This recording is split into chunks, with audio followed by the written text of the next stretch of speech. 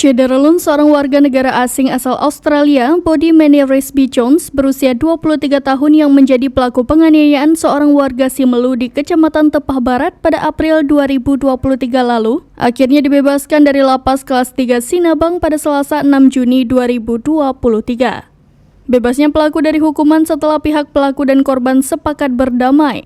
Proses perdamaian antara pelaku dan korban berlangsung di Kejari Simelu yang dimediasi langsung oleh Kejari Simelu Yuriswandi.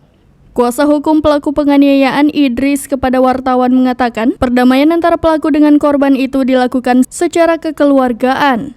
Dalam kesempatan itu juga, dari pihak keluarga korban menyampaikan bahwa perdamaian yang dilakukan itu tanpa paksaan dari siapapun dan berdamai secara kekeluargaan.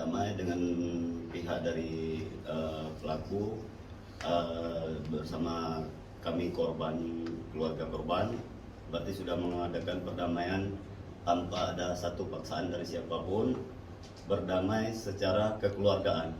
Jadi dari pihak keluarga mungkin hanya itu yang dapat kami sampaikan. Terima kasih. Ini langsung dideportasi ke Australia, Pak, rencana? Bukan, kita tidak ada hak deportasi ke Australia, tapi kita mengantarnya ke imigrasi Malabo, karena imigrasi Simelu nggak ada, yang ada di Malabo. Ya. Baik, rencana dia kemana, Pak, setelah ini, Pak?